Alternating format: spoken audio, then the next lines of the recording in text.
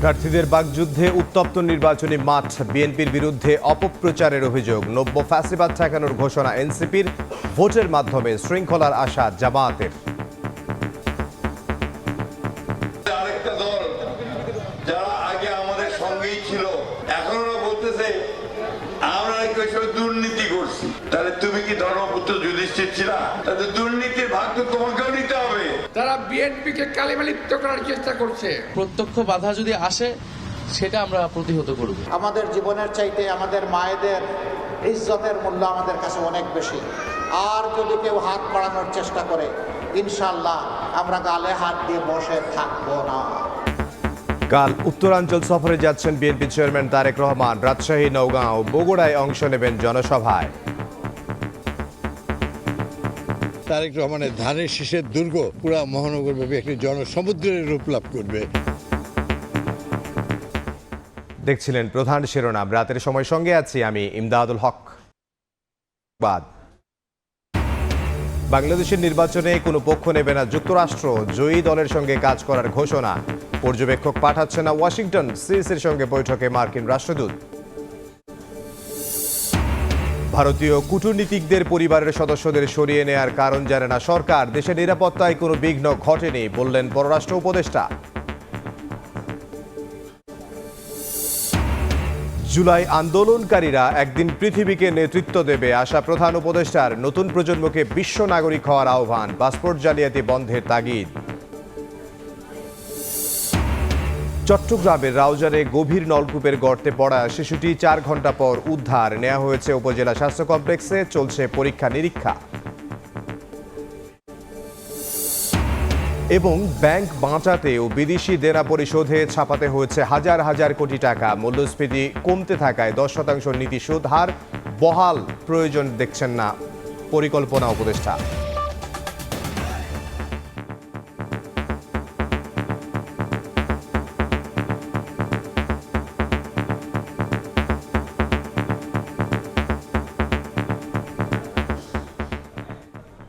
বাকযুদ্ধে উত্তপ্ত নির্বাচনী প্রচারণার মাঠ, সমস্যার সমাধান ও উন্নয়ন প্রতিশ্রুতির পাশাপাশি পাল্টাপাল্টি অভিযোগে ব্যস্ত প্রার্থীরা। ধানের শীষের প্রতিনিধিরা বলছেন বিএনপির বিরুদ্ধে অপপ্রচার করছে একটি মহল, আর এনসিপি প্রার্থীদের হুঁশিয়ারি, তাদের উপর আঘাত এলে পাল্টা আঘাত করা হবে। নির্বাচনের পরও মানুষের সমস্যা সংকটে পাশে থাকার আশ্বাস জামাত প্রার্থীদের।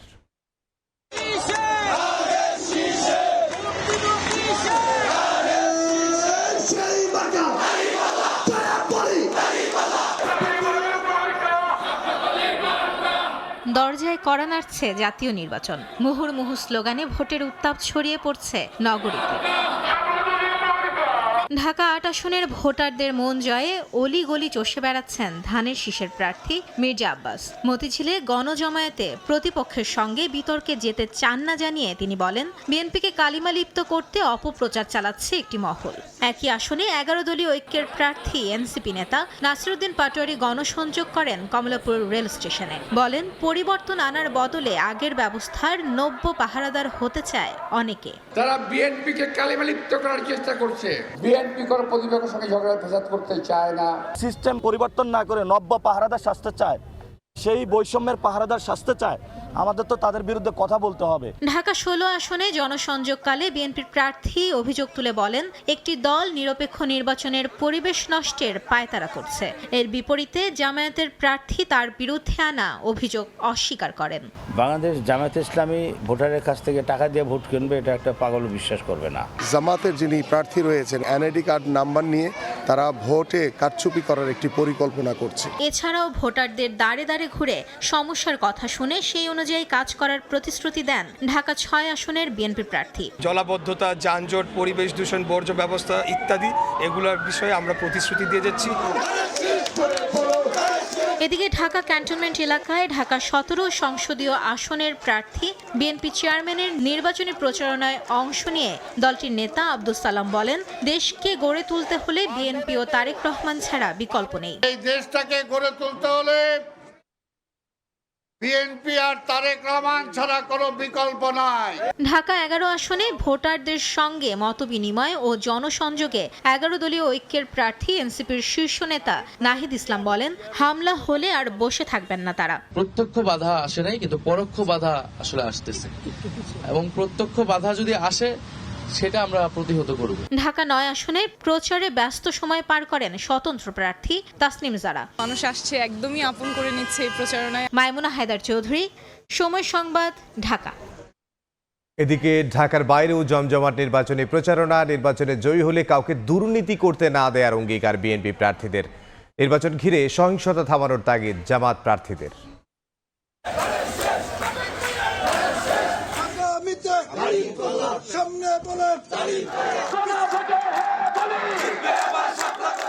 দেশ জুড়ে নির্বাচনী ডামাডোল, পাড়া মহল্লায় উৎসবমুখর পরিবেশে প্রচারণা। বুধবার সকালে দিনাজপুর 6 আসনে গণসংযোগ করেন বিএনপি প্রার্থী ডক্টর AZM জাহিদ হোসেন। উঠান বৈঠকে নেত্রকোনা 1 আসনের বিএনপি প্রার্থী ব্যারিস্টার কায়সার কামাল বলেন, নির্বাচনে জয়যুক্ত হলে কাউকে দুর্নীতি করতে দেয়া হবে না। নোয়াখালীর চাটখিল সোনাইমুড়িতে বিএনপি প্রার্থী ব্যারিস্টার মাহবুব উদ্দিন খোকন ও কক্সবাজার 1 আসনে প্রচারণা চালান ধানের শীষের হেভিওয়েট প্রার্থী সালাউদ্দিন আহমদ। নির্বাচনী গণসংযোগে ঠাকুরগাঁও 1 আসনের হেভিওয়েট প্রার্থী বিএনপি মহাসচিব মির্জা ফখরুল ইসলাম আলমগীর এলাকার সার্বিক উন্নয়নে নানা প্রতিশ্রুতি দিয়ে প্রচার চালান। আমাদের আরেকটা দল সরকার আমাদের সঙ্গেই ছিল, এখন ওরা বলতেছে আমরা নাকি ওই সব দুর্নীতি করছি। তাহলে তুমি কি ধর্মপুত্র যুধিষ্ঠির ছিলা? ওই সরকারে তো তুমিও ছিলা, তোমারও তো ওইটাই ঘাড়ে আসে পড়ে, তাই না? তাহলে দুর্নীতির ভাগ তো তোমাকেও নিতে হবে। বিএনপি এমন একটি সরকার ব্যবস্থা পরিচালনা করবে যে সরকারের মালিক হবে সকল জনগণ। আমি হয়তোবা সব ভালো করতে পারবো না, কিন্তু খারাপ কাজ আমার দ্বারা সম্ভব না। নির্বাচনী প্রচারণা ধানের শীষের পক্ষে খুব ভালো যাচ্ছে। মিডল ইস্ট থেকে অনেক লোকজন আসছে নির্বাচন উপলক্ষে। খুলনা 5 আসনে প্রচারণায় জামায়াতে ইসলামীর প্রার্থী মিয়া গোলাম পরোয়ার হুঁশিয়ারি দিয়ে বলেন, কাউকে হুমকি ও ভয় দেখানো যাবে না। পিরোজপুর 1 আসনে জামায়াতের প্রার্থী মাসুদ সাইদি নেতাকর্মীদের সঙ্গে নিয়ে ভোটারদের দাঁড়ে দাঁড়ে ঘুরে নানা প্রতিশ্রুতি দেন। ফ্রি ফেয়ার এবং ক্রেডিবল ইলেকশন হবে, মানুষ তার ভোটের অধিকার প্রয়োগ করতে পারবে। ক্ষমতায় যাওয়ার আগে যারা এখন মাদের হুমকি দেয়, ক্ষমতায় গেলে তারা কি করবে? কাউকে হুমকি দেওয়া যাবে না। বেশি ভয় দেখাবেন না, আপনি যে আঙ্গুল দেখাবেন আমারও সেই আঙ্গুল আছে। কুমিল্লার দেবিদ্বারে এনসিপির নির্বাচনী পদযাত্রায় দলটির মুখপাত্র আসিফ মাহমুদ সজীব ভুঁইয়া বলেন, একটি দল নতুন চাঁদাবাজির পরিকল্পনায় নেমেছে। 11 দলীয় জোটের বিজয় হলে নরসিংদী 2 আসনকে ঢেলে সাজানোর প্রত্যয় ব্যক্ত করেন এনসিপি প্রার্থী গোলাম সারোয়ার তুষার। আমরা মানুষের সাথে কথা বলছি, মানুষের সমস্যাগুলোকে এখন নোট ডাউন করে আমাদের ইশতেহারের মধ্যে সেটা রাখবো। একই সাথে এটা আমাদেরকে বলেছেন যে কাজ নেওয়ার জন্য কত টাকা করে চাঁদা দিতে হবে। পঞ্চগড় 1 আসনে নির্বাচনী প্রচারণা ও উঠান বৈঠক করেন শাপলাকলির প্রার্থী সার্জিস আলম। খাদিজা স্বপ্না, সময় সংবাদ। নির্বাচনী প্রচারণায় 11 দলীয় ঐক্যের নেতাকর্মীদের উপর হামলার অভিযোগ করেছেন জামায়াতের আমির ডক্টর শফিকুর রহমান। নিজ নির্বাচনী এলাকা ঢাকা 15 আসনে জনসংযোগে তিনি বলেন, জাতি হামলাকারীদের ক্ষমা করবে না। এ সময় দ্রুত নিরাপত্তা সংখ্যা কেটে যাবে আশা প্রকাশ করে ভোটের মাধ্যমে দেশকে শৃঙ্খলার পথে নেয়ার তাগিদ দেন তিনি। ভালো লোকে হোক এবারে পাল্লা, মানুষের বুকে দাঁড়িয়ে পাল্লা, খুলে দাও হৃদয়ে জানলা, জিতবে এবার দাঁড়িয়ে পাল্লা। মিরপুর বালিকা বিদ্যালয় মাঠে মিরপুর শাখা মহিলা জামাতের সমাবেশ। প্রধান অতিথি দলের আমির যোগ দেওয়ার আগেই কানায় কানায় ভরে যায় স্কুল প্রাঙ্গণ। বক্তব্য রাখেন মহিলা জামাতের নেতৃবৃন্দ। এ সময় স্বামীর জন্য ভোট প্রার্থনা করেন জামাত আমিরের সহধর্মিনী ডাক্তার আমেনা বেগম। আগামী 12 তারিখে আমরা সবাই ভোট কেন্দ্রে যাব, নিজেদের বিবেকের রায় আমরা প্রদান করব। প্রধান অতিথির বক্তব্যে জামাত আমির বলেন, দেশের বিভিন্ন প্রান্তে নারী কর্মীদের উপর হামলা করা হচ্ছে। হুঁশিয়ারি দিয়ে বলেন, এমনটা অব্যাহত থাকলে বসে থাকবে না জামাত। পুরুষদের মতো নারীরাও কর্মক্ষেত্রে সমান অবদান রাখবেন। সম্মান এবং নিরাপত্তার সাথে আমরা তার যে কোনো মূল্যে নিশ্চিত করবো ইনশাআল্লাহ। আমরা কোনো ক্লেশ চাই না, বিভাজন চাই না, ধর্মেও চাই না, বর্ণেও চাই না, আমরা কোনো জেন্ডারেও কোনো ব্যবধান চাই না। আমাদের জীবনের চাইতে আমাদের মায়েদের ইজ্জতের মূল্য আমাদের কাছে অনেক বেশি। আর যদি কেউ হাত বাড়ানোর চেষ্টা করে, ইনশাআল্লাহ আমরা গালে হাত দিয়ে বসে থাকবো না। এর আগে নিজ আসনের বিভিন্ন এলাকায় প্রচারণা চালান ডাক্তার শফিকুর রহমান। বুধবার সকাল থেকে জনসংযোগ করেন ঢাকা 15 আসনে। এ সময় পায়ে হেঁটে ভোটারদের কাছে যান জামাত আমির। দোকানপাট, বাড়িঘর, ব্যবসা প্রতিষ্ঠানে ভোটারদের সঙ্গে কুশল বিনিময় করেন তিনি। আগামী সংসদ ভোটের মাধ্যমে দেশে শৃঙ্খলা ফিরবে বলে আশা প্রকাশ করেন ডাক্তার শফিকুর রহমান। আমরা চাচ্ছি একটা সুন্দর নির্বাচন হোক, একটা আমাদের মধ্যে হারমোনিয়াস রিলেশন থাকুক এবং সেই রিলেশনটা মেনটেন করে সুন্দর নির্বাচনের মাধ্যমে দেশটাকে আমরা একটা শৃঙ্খলার দিকে নিয়ে যাই। এদিন উত্তর কাফরুল উচ্চ বিদ্যালয়ে শিক্ষকদের সঙ্গেও মতবিনিময় করেন জামাত আমির ডাক্তার শফিকুর রহমান। নাজমুস সালেহী, সময় সংবাদ, ঢাকা। এ নিয়ে আলোচনার জন্য স্টুডিওতে আছেন সহকর্মী সানবীর রূপল। রূপল, আপনাকে স্বাগত জানাচ্ছি। নির্বাচনী প্রচার প্রচারণা চলছে ঢাকাতে এবং সারা দেশে এই নির্বাচনী প্রচার প্রচারণা চলছে। এই নির্বাচনী প্রচার প্রচারণায় আমরা দেখতে পাচ্ছি যে তারা একে অপরের বিরুদ্ধে পাল্টাপাল্টি অভিযোগ করছেন এবং কিছু ক্ষেত্রে সেটা সংঘর্ষে পরিণত হচ্ছে। এটাকে কিভাবে দেখছেন? সংঘর্ষ সুষ্ঠু নির্বাচনের পথে বাধা, এটি নিঃসন্দেহে বলা যায়। তবে নির্বাচনী প্রচার প্রচারণায় পাল্টাপাল্টি অভিযোগ থাকবে, এটি নির্বাচনের একটি সৌন্দর্য বলা চলে। আবার অন্যদিকে নির্বাচনের মাঠ এই কারণেই কিন্তু বেশ সরগরম হয়ে উঠেছে এবং সারা দেশের প্রচার প্রচারণা শুরু হয়েছে। এর মধ্যে বেশ সপ্তাহখানেকের মতো প্রচার প্রচারণা কিন্তু হয়ে যাচ্ছে। এই পুরো সময়টার মধ্যে আমরা দেখতে পাচ্ছি যে লিফলেট বিতরণ, উঠান বৈঠক এবং বড় দুই দলের কাণ্ডারি তারা সফর করছেন দেশের এ মাথা থেকে ও মাথা। এবং পুরো সময়টাই দেখা যাচ্ছে যে তাদের বক্তব্যের মধ্যে থেকেও পাল্টাপাল্টি অভিযোগ এসছে। এর পাশাপাশি নির্বাচনের যে অন্য তাদের যে সতীর্থরা আছেন বিভিন্ন আসনে, তারাও কিন্তু পাল্টাপাল্টি অভিযোগ করছেন। আমি বিএনপির কথা যদি আজকে বলি যে বিএনপির বিরুদ্ধে অপপ্রচার করছে একটি মহল, এটি যেমন একদিকে বলেছেন মির্জা ফখরুল ইসলাম আলমগীর, অন্যদিকে বিএনপি দুর্নীতি করে থাকলে তাদেরও ভাগ আছে, এটা মির্জা ফখরুল ইসলাম আলমগীর বলেছেন। কিছুক্ষণ আগেও আপনি দেখেছেন সেই প্রতিবেদনটাই। এবং তিনি বলছিলেন এই কথা যে 2001 থেকে 6 পর্যন্ত 4 দলীয় ঐক্যজোট যখন ক্ষমতায় ছিল সেই সময়ের কথা উল্লেখ করে জামাত ইসলাম যখন অভিযোগ তুলছে যে তখন দুর্নীতিতে চ্যাম্পিয়ন হয়েছিল, তখন সেই দুর্নীতি যদি হয়েই থাকে তাহলে সেই দুর্নীতির ভাগিদার জামাতও আছে, সেটি তারা বলতে চাইছে। অন্যদিকে একটি দল নিরপেক্ষ নির্বাচনের পরিবেশ নষ্টের পায় তারা করছে, এই অভিযোগটিও করছে এবং এই অভিযোগটিও দুই দলের বিরুদ্ধে করছে যে নির্বাচনের পরিবেশ সুষ্ঠু রাখার ক্ষেত্রে একটি বিষয় একটু যদি অন্যভাবে আমরা ভাবি যে প্রার্থীরা যেভাবেই পাল্টাপাল্টি অভিযোগ করছে, ভোটাররা আসলে কি ভাবছেন? ভোটাররা যেমন হয়তো এই দুই দলের এই অভিযোগ পাল্টা অভিযোগের মধ্য থেকে একটি সুষ্ঠু নির্বাচনই চাইছেন। আমরা দেখতে পাই যে এর ঠিক বিএনপি যখন এরকম অভিযোগ করছে, জামাতেরও কিন্তু অভিযোগ আছে। শুধু জামাত তো, তাদের যে 11 দলীয় জোট আছে সেই 11 দলীয় জোটের যে প্রার্থীরা আছে, বিশেষ করে এনসিপির যারা আছেন তারাও কিন্তু তাদের সাথে সমমনা দলগুলো হিসেবে অভিযোগ করছেন। এবং আপনি দেখতে পাচ্ছেন যে 11 দলীয় জোটের পক্ষ থেকে নেতাকর্মীদের উপর পাল্টা হামলার অভিযোগ করা হয়েছে। এবং যে হামলাটির কথা আপনিও শুরুতে একটু উল্লেখ করেছিলেন, গতকালকেও নাসিরউদ্দিন পাটোয়ারি তিনি হামলার অভিযোগ করেছেন। আবার পাল্টাপাল্টি বিএনপির পক্ষ থেকেও মির্জা আব্বাস তিনি কিন্তু আমরা দেখেছি যে শেরপুরে এবং ফরিদপুরে সেখানেও আসলে সংঘর্ষের ঘটনা ঘটেছে। কোথাও সংঘর্ষের ঘটনা ঘটেছে। আবার আরেকটি জায়গায় একটি সামাজিক যোগাযোগ মাধ্যমের একটি ভিডিও ক্লিপে আমি কিছুক্ষণ আগে দেখলাম যে হাতপাখার প্রার্থীর সাথে জামাত ইসলামের প্রার্থীর সমর্থকদের সাথে হাতপাখার প্রার্থীদের সাথে সমর্থকদের সাথে পাল্টাপাল্টি একটা হাতাহাতের ঘটনা ঘটেছে।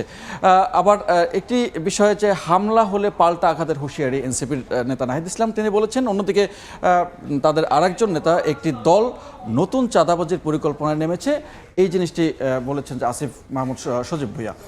তো এই যখন পাল্টাপাল্টি অভিযোগের সরগরম নির্বাচনের মাঠ, অন্যদিকে নির্বাচনের মাঠের প্রচারণায় কাল উত্তরবঙ্গে যাচ্ছেন বিএনপির চেয়ারম্যান তারেক রহমান। 2 দশক পর তার আগমন ঘিরে উৎসবের আমেজ পদ্মাপাড়ের নগরীতে। কাল রাজশাহী ও নওগাঁর জনসভায় কয়েক লাখ মানুষের সমাগমের প্রত্যাশা নেতাকর্মীদের। পরদিন বগুড়ায় জনসভার বক্তব্য রাখবেন বিএনপির চেয়ারম্যান। তার নেতৃত্বে উত্তরাঞ্চলে কৃষি বিপ্লবের আশা নেতাদের। এ নিয়ে একটি প্রতিবেদন আছে, দেখে নেব প্রতিবেদনটি। আগামী 12 তারিখের গুলো মার্কা আছে।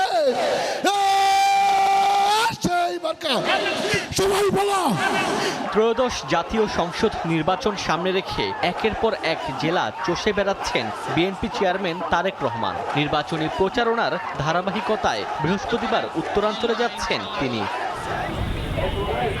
দীর্ঘ ২২ বছর পর রাজশাহীর ঐতিহাসিক মাদ্রাসা মাঠে নির্বাচনী জনসভায় বক্তব্য দেবেন বিএনপি চেয়ারম্যান তারেক রহমান। দলটির শীর্ষ নেতার আগমনে জেলা জুড়ে বইছে উৎসবের আমেজ।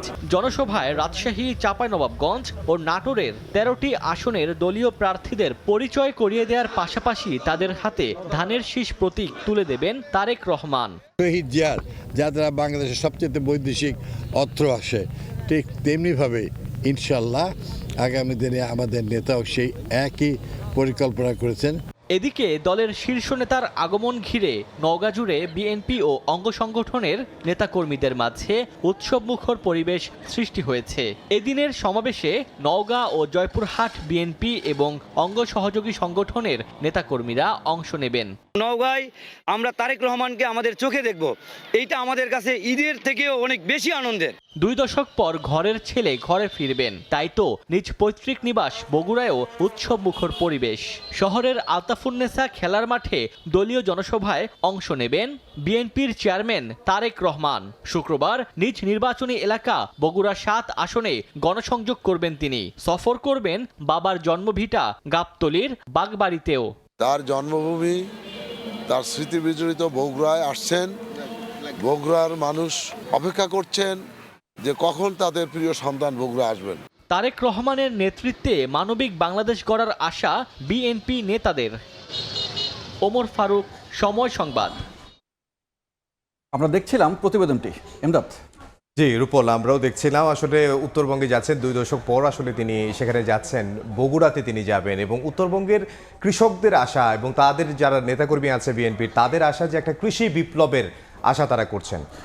ইমদাদ, এর মধ্যে তারেক রহমান তার নির্বাচনী সফরে তিনি একটি বিষয়ে কিন্তু উল্লেখ করেছেন এবং বারবার উল্লেখ করছেন, সেটি হচ্ছে খাল খনন কর্মসূচি, যেটি শহীদ প্রেসিডেন্ট জিয়াউর রহমান শুরু করেছিলেন, সেটিকে তিনি আবার নতুন করে খনন করতে চান এবং সেটির মাধ্যমে কৃষি বিপ্লব ঘটাতে চান। সেটির মধ্য থেকে বরেন্দ্রভূমি রাজশাহীতে তিনি যাচ্ছেন। প্রথমে রাজশাহীর মাদ্রাসা মাঠে সেখানে একটি বড় জনসভা হবে, সেই জনসভায় তিনি বক্তব্য রাখবেন এবং সেখানকার আপনি প্রতিবেদনও দেখেছেন যে সেখানের কৃষকরা বা যে সাধারণ মানুষরা আছেন তারাও মুখিয়ে আছেন যে এই জনসভায় কী প্রতিশ্রুতি তিনি দিতে যাচ্ছেন। অন্যদিকে তার নিজ জেলা বগুড়া 7 আসনে তার নিজ আসনেও শুক্রবার যাবেন, তবে তার আগে নওগাঁয় যাবেন বিএনপির চেয়ারম্যান, অর্থাৎ রাজশাহীর মাদ্রাসা মাঠের জনসভা শেষ করে তিনি কালকে নওগাঁয় যোগ দেবেন। এবং নওগাঁয় আমরা জানি যে চালের একটা বড় চাতাল মিল এবং চাল কল আছে এবং সেখানেও একটি কৃষি সম্ভাবনা আছে এবং প্রচুর চাল নওগাঁ, রাজশাহী বা এই অঞ্চল থেকে আমরা পেয়ে থাকি। তো আমাদের প্রধান খাদ্য যেহেতু মানে চাল ভাত, এবং সেক্ষেত্রে ওই অঞ্চলকে ঘিরে তার নির্দিষ্ট কোনো পরিকল্পনা আছে কিনা সেটি হয়তো আগামীকালকের জনসভায় জানা যেতে পারে। এবং তারা যারা সেখানে আছেন এবং নেতাকর্মী যারা রয়েছেন বিএনপির, তারাও আসলে আশা করছেন যে একটি কৃষি বিপ্লব হবে এবং সেটি আমরা দেখব যে তারেক রহমান আসলে কি তার পরিকল্পনা, সেই পরিকল্পনাটা শুক্রবারের বগুড়ার দিকে হয়তো তার নিজ জেলা যেহেতু সেখানের মানুষের প্রত্যাশা আরো বেশি থাকবে। জি সানবীর রূপল, আপনাকে অসংখ্য ধন্যবাদ। স্টুডিওতে আমাদের সঙ্গে যোগ দিয়েছিলেন সহকর্মী সানবীর রূপল। নির্দিষ্ট দলের শীর্ষ নেতারা পতিত ফ্যাসিস্টের ভাষায় বিএনপিকে কেন্দ্র করে দুর্নীতিতে বিশ্ব চ্যাম্পিয়ন বলে বয়ান শুরু করেছে। এটি তাদের পরিকল্পিত অপপ্রচার। বিকেলে রাজধানীর গুলশানে বিএনপির নির্বাচন পরিচালনা কমিটির বৈঠক শেষে ব্রিফিংয়ে মন্তব্য করেছেন কমিটির মুখপাত্র মাহাদি আমিন। এ সময় তিনি আরও বলেন, 2001 সালে ক্ষমতায় আসার পরে আগের সরকারের দুর্নীতির স্কোরকে বিএনপির উপর চাপিয়ে দেওয়া হয়েছিল। 2006 সালে ক্ষমতা ছাড়ার সময় দুর্নীতির স্কোর সম্মানজনক জায়গায় বিএনপি নিয়ে এসেছিল বলেও জানিয়েছেন তিনি।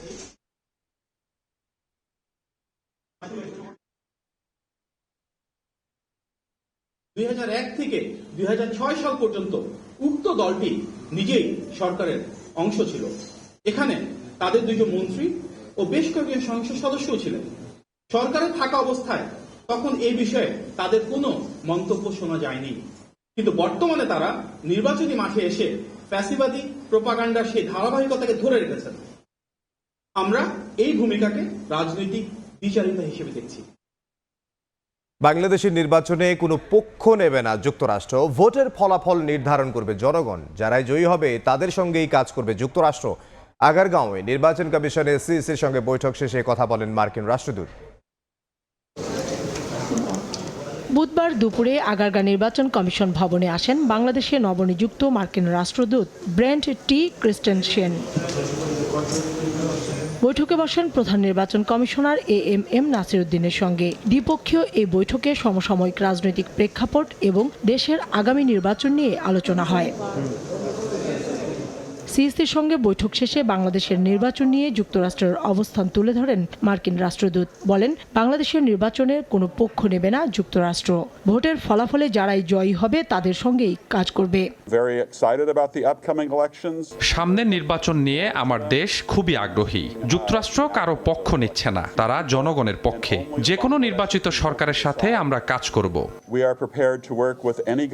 পরে নির্বাচন কমিশনের সিনিয়র সচিব আক্তার আহমেদ বলেন, ভোট পর্যবেক্ষণে পর্যবেক্ষক পাঠাচ্ছে না যুক্তরাষ্ট্র। কোনো পর্যবেক্ষক দল আসবে না, তবে ইন্ডিপেন্ডেন্ট একটা দল আসবেন, যেটা ঢাকা, সিলেট, চট্টগ্রাম এবং খুলনায় ওনাদের মতন পর্যবেক্ষণে যাবেন। আইন শৃঙ্খলা বাহিনীর পক্ষ থেকে নির্বাচনী পরিবেশ নিয়ে বাড়াবাড়ি হচ্ছে কিনা তা নিয়েও রাষ্ট্রদূত জানতে চেয়েছেন বলে জানান ইসি সচিব। কোনো জায়গায় কোনো আইন শৃঙ্খলা বাহিনী বা কারোর কাছ থেকে কোনো ওভারডুইং যে এর কোনো খবর আমরা পেয়েছি কিনা। আমি বললাম যে দেখেন, প্রাথমিকভাবে এই খবরগুলো আসে স্থানীয়ভাবে। আমাদের এখানে যদি আসে এমন কোনো এরকম কথা হয় আমাদের নলেজে নাই। কাউসার চৌধুরী কুমু, সময় সংবাদ, ঢাকা। দেশে নিরাপত্তায় কোনো বিঘ্ন ঘটেনি। ভারতীয় কূটনীতিকদের পরিবারের সদস্যদের সরিয়ে নেওয়ার কারণ জানে না সরকার, জানিয়েছেন পররাষ্ট্র উপদেষ্টা মোহাম্মদ তৌহিদ হোসেন। চীন প্রসঙ্গে মার্কিন রাষ্ট্রদূতের মন্তব্যের প্রতিক্রিয়ায় তিনি বলেন, দেশের স্বার্থ বিবেচনায় নিয়েই যে কোনো সিদ্ধান্ত নেবে সরকার। গত সপ্তাহের মাঝামাঝি সময়ে ভারতীয় পররাষ্ট্র মন্ত্রণালয় জানিয়েছিল, নিরাপত্তা বিবেচনায় বাংলাদেশে নিযুক্ত নিজ দেশের কূটনীতিকদের পরিবারকে ফিরিয়ে নেবে দিল্লি। বুধবার পররাষ্ট্র মন্ত্রণালয় গণমাধ্যম কর্মীদের প্রশ্নের জবাবে উপদেষ্টা বলেন, ভারতীয় নাগরিকদের পরিবারকে সরিয়ে নেওয়ার আগে কোনো ধরনের নিরাপত্তা উদ্বেগের কথা জানায়নি দেশটি। ঢাকাকে অবহিত না করেই এই সিদ্ধান্ত কী ধরনের সংকেত দিচ্ছে তার কারণ খুঁজে পাচ্ছে না বলে মন্তব্য করেন তিনি। এদিকে নির্বাচনে সরকার সর্বোচ্চ সংখ্যক পর্যবেক্ষক এবং সাংবাদিক প্রত্যাশা করছে জানিয়ে তৌহিদ হোসেন বলেন, ভারত থেকে সাংবাদিক আসতে চাইলে ভিসার ব্যবস্থা করবে পররাষ্ট্র মন্ত্রণালয়। সমস্ত পৃথিবী থেকে ম্যাক্সিমাম সম্ভব অবজারভার, ম্যাক্সিমাম সাংবাদিক আমরা চাই। তাদের আসার ব্যবস্থা অলরেডি নির্দেশনা দেওয়া হয়েছে যে তারা যেন আসতে পারেন সে ব্যবস্থা করা যায়। শঙ্কা নেই, আর সংকেত যে কি আমি ঠিক বুঝতে পারছি। এটা তাদের একেবারেই তাদের নিজস্ব ব্যাপার। তারা তাদের কর্মচারীদের পরিবারকে চলে যেতে বলতেই পারেন যে কোনো সময়। কেন বলেছেন তার আমি কোনো কারণ খুঁজে পাই না। বাংলাদেশে এমন কোনো পরিস্থিতি বিদ্যমান নেই যে তাদের কর্মকর্তা বা তাদের পরিবার পরিজন কোনো বিপদে আছে। জাতীয় নির্বাচন ঘিরে নিরাপত্তায় কোনো বিঘ্ন ঘটেনি বলে মনে করছে সরকার। নির্বাচনকে সামনে রেখে সব রাজনৈতিক দল সংযত আচরণ করছে উল্লেখ করে পররাষ্ট্র উপদেষ্টা বলেন, ভোটে যেসব দল নেই তারাই সহিংসতার কথা বলছে। সার্বিকভাবে আমরা মনে করি যে এখন পর্যন্ত নিরাপত্তার তেমন কোনো বিঘ্ন ঘটেনি। তার কথা না, কারণ যারা নির্বাচনে অংশগ্রহণ করছেন তারা প্রত্যেকেই যথেষ্ট তাদের কার্যকলাপে যথেষ্ট সংযমের পরিচয় দিচ্ছেন। কাজেই গণ্ডগোল হলে যারা নির্বাচনে অংশ নিচ্ছে না বা নিতে পারছে না তাদের দ্বারা হওয়া সম্ভব।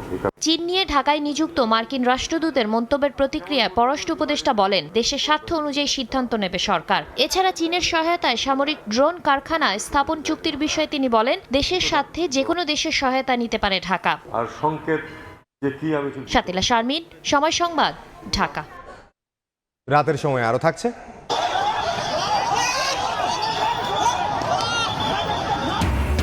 নির্বাচনী অনুষ্ঠানে চেয়ারে বসাকে কেন্দ্র করে বিরোধ। শেরপুরে বিএনপি জামাত সমর্থকদের সংঘর্ষে আহত 30, ফরিদপুরে দুপক্ষের মারামারিতে আহত 15।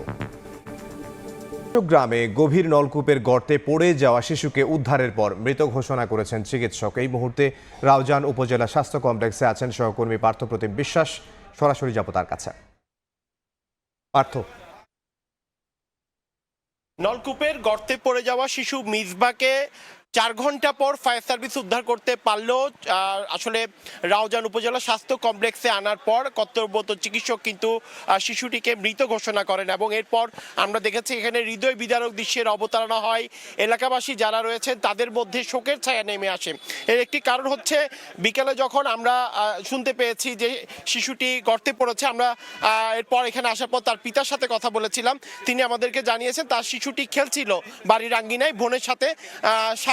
তিন বছরের শিশু মিসবা এবং হঠাৎ করেই কিন্তু প্রায় কয়েক বছর ধরে পরিত্যক্ত অবস্থায় পড়ে থাকা নলকূপের আসলে গর্তের মধ্যে সে পড়ে যায় এবং এরপর ফায়ার সার্ভিসে খবর দেওয়া হলে ফায়ার সার্ভিসের বেশ কয়েকটি টিম কিন্তু একসাথে উদ্ধার তৎপরতা চালায় এবং এরপর তাকে ঠিক 4 ঘন্টা পর আমরা দেখেছি ঠিক 7টা থেকে 7:30টার মধ্যে তাকে উদ্ধার করে কিন্তু উপজেলা স্বাস্থ্য কমপ্লেক্সে নিয়ে আসা হয় এবং এখানে আনার পর কর্তব্যরত চিকিৎসক কিন্তু তাকে মৃত ঘোষণা করেন এবং কিছুক্ষণ আগে কিন্তু শিশু মিসবাকে কিন্তু এখান থেকে তার গ্রামের বাড়ির উদ্দেশ্যে পরিবারের সদস্য কিন্তু নিয়ে গেছেন এবং আমরা ফায়ার সার্ভিসের সাথে কথা বলেছিলাম, তারা আমাদেরকে জানিয়েছেন যেহেতু নলকূপের মধ্যে পানি ছিল এবং প্রায় 4 ঘন্টার মতো সে গর্তের মধ্যে ছিল, সেই কারণেই হয়তো শিশুটির মৃত্যু হয়েছে এমনটি বলছেন ফায়ার সার্ভিসের সদস্যরা। তবে এইভাবে আসলে উন্মুক্তভাবে গর্ত থাকা তা কোনোভাবেই কিন্তু মেনে নেওয়ার মতো নয়, এমনটি আমাদেরকে জানিয়েছেন এলাকাবাসী যারা রয়েছেন। তারা বলছেন এই ঘটনায় যদি কারো দায়িত্বে অবহেলা থাকে তাদের বিরুদ্ধে আইনগত ব্যবস্থা নেওয়া হোক, এই দাবি কিন্তু তারা জানিয়েছেন। তো এই ছিল আমার কাছে এখনো পর্যন্ত রাউজান উপজেলা স্বাস্থ্য কমপ্লেক্সের সামনে থেকে এখানকার সর্বশেষ খবর। চট্টগ্রাম থেকে সহকর্মী পার্থপ্রতিম বিশ্বাস দেখছেন রাতের সময়, সঙ্গেই থাকুন। জুলাই আন্দোলনকারীরা একদিন পৃথিবীকে নেতৃত্ব দেবে বলে আশা প্রকাশ করেছেন প্রধান উপদেষ্টা doctor Mohammad Yunus. Digital device and innovation প্রদর্শনের উদ্বোধনী অনুষ্ঠানে নতুন প্রজন্মকে বিশ্ব নাগরিক হওয়ার আহ্বান জানিয়েছেন তিনি। এ সময় পাসপোর্ট জালিয়াতি নিয়ে উদ্বেগ প্রকাশ করেন সরকার প্রধান। দেশের তথ্য প্রযুক্তি খাতের সর্ববৃহৎ প্রদর্শনী digital device and innovation expo বুধবার সকালে রাজধানী বাংলাদেশের চীন মৈত্রী সম্মেলন কেন্দ্রে প্রদর্শনীর উদ্বোধন করেন অন্তর্বর্তী সরকারের প্রধান উপদেষ্টা ডক্টর মোহাম্মদ ইউনূস। বলেন, অতীতে নাগরিক সেবার ডিজিটালাইজেশন শুধু কাগজে কলমে থাকলেও বাস্তবায়ন হয়নি। সরকারের পক্ষ থেকেও বলা হচ্ছে আমরা সবকিছু ডিজিটালাইজ করে দেবো, এটা কথা, বাস্তবে দেখি না। গণ অভ্যুত্থানে নেতৃত্ব দেওয়া তরুণদের উপর আস্থা প্রকাশ করে প্রধান উপদেষ্টা বলেন, এই তরুণরাই একদিন নতুন বাংলাদেশের নেতৃত্ব দেবে। 24 গণ অভ্যুত্থান আমাদের সামনে অনেক সম্ভাবনার দরজা খুলে দিয়েছে, যার নেতৃত্বে ছিল তরুণরা। এই তরুণরাই নতুন বাংলাদেশের নেতৃত্ব দেবে। নতুন প্রজন্মের কাছে বাংলাদেশ একটা অংশ, গুরুত্বপূর্ণ অংশ, কিন্তু তারা বিশ্ব নাগরিক। ডক্টর মোহাম্মদ ইউনূস বলেন, জালিয়াতিতে পৃথিবীতে চ্যাম্পিয়ন বাংলাদেশ। এতে বিদেশে নেতিবাচক ধারণা তৈরি হয়েছে। প্রযুক্তি খাতের উন্নয়ন করা গেলে জালিয়াতি ও অনিয়ম কঠোরভাবে বন্ধ হবে বলে মনে করেন প্রধান উপদেষ্টা। পৃথিবীর চ্যাম্পিয়ন কিসে? জালিয়াতি। বহু দেশ আমাদের পাসপোর্ট গ্রহণ করে না, ভিসা জাল, পাসপোর্ট জাল। আপনারা নিশ্চয় পত্রিকায় দেখেছেন আমেরিকান ভিসা জাল।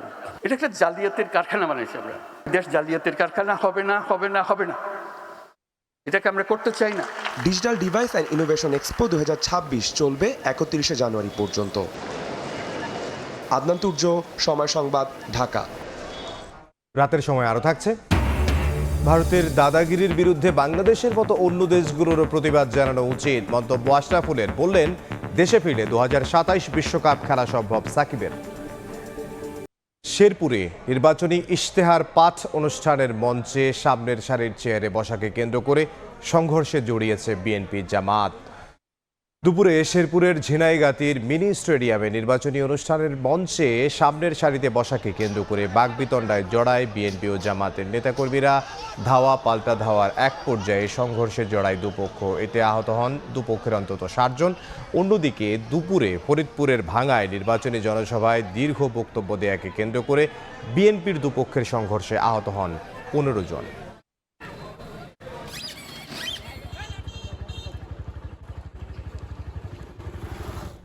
মানবিক বিবেচনায় জামিনের পর মুক্তি পেলেন বাগেরহাটের ছাত্রলীগ নেতা জুয়েল হাসান ওরফে সাদ্দাম। স্ত্রী সন্তানের মৃত্যুর 4 দিন পর বুধবার কারাগারে জামিনের আদেশ আসার পর দুপুর 2টার দিকে যশোর কেন্দ্রীয় কারাগার থেকে মুক্তি পান তিনি। বিষয়টি নিশ্চিত করেছেন জেলা প্রশাসকের সহকারী কমিশনার ও executive magistrate senior jail super Asif Uddin. এর আগে গত সোমবার হাইকোর্টের একটি বেঞ্চ তার 6 মাসের জামিন আবেদন মঞ্জুর করেন।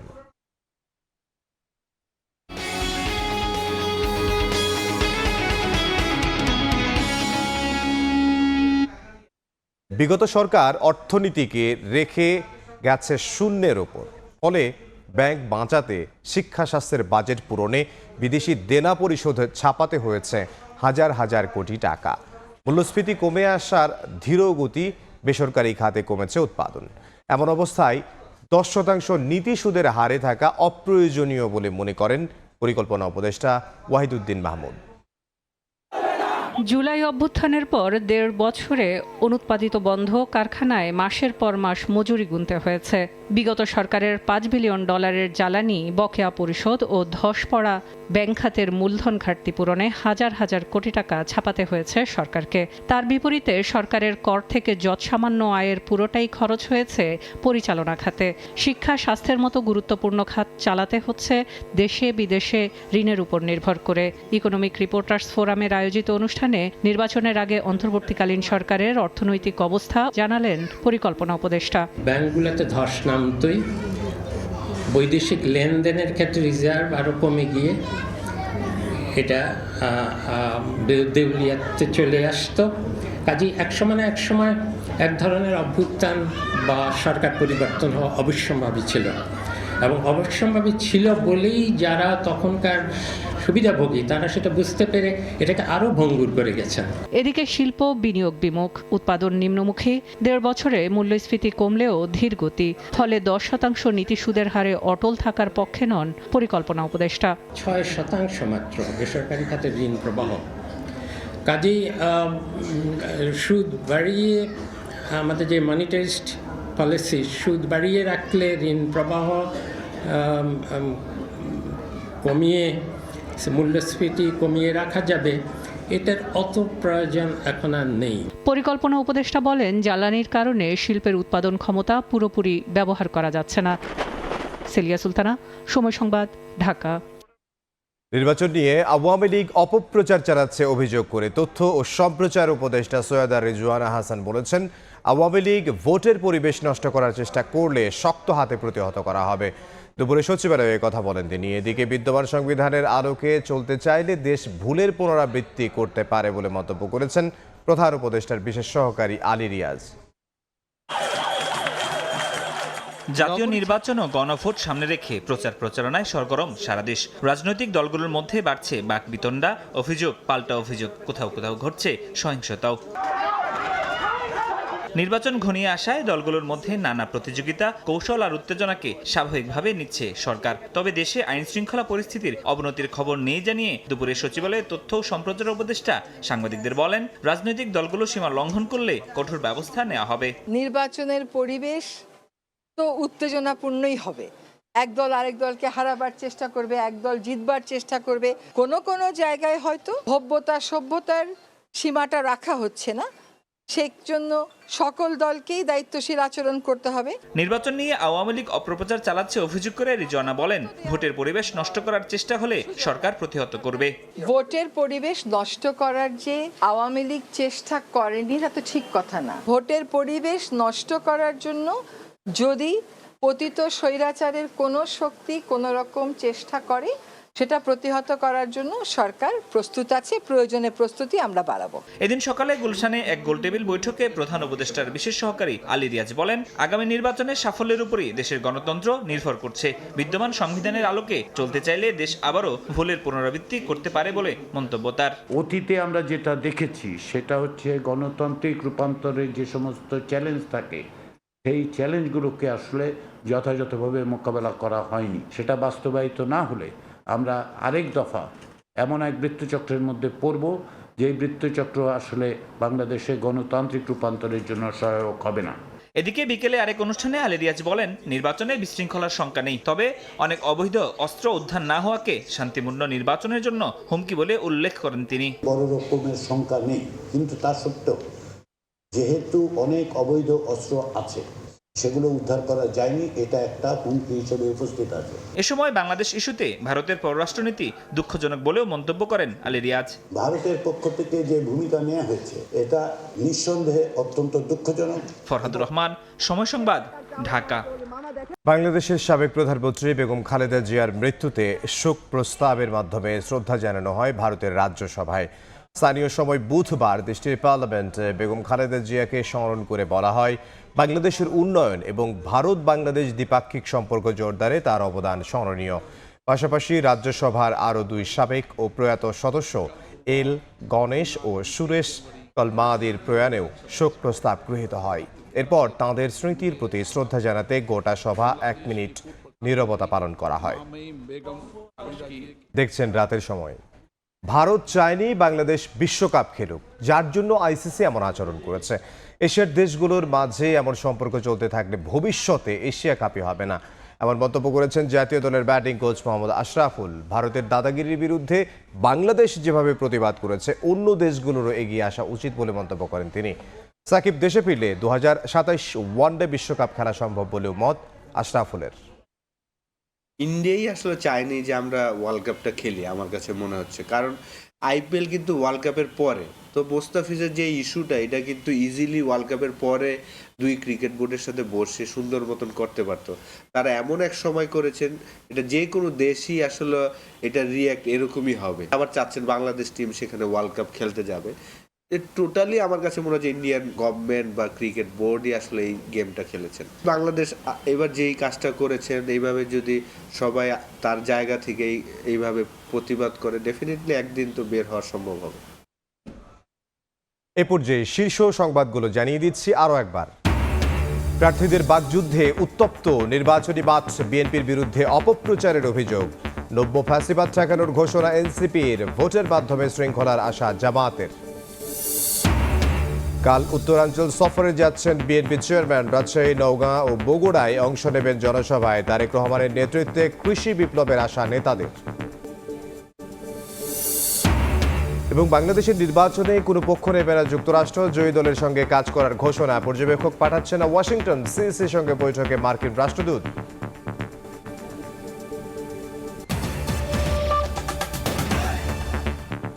এই ছিল রাতের সময়ে। এরপর দেখবেন সম্পাদকীয়। সঙ্গে থাকুন সময়ের।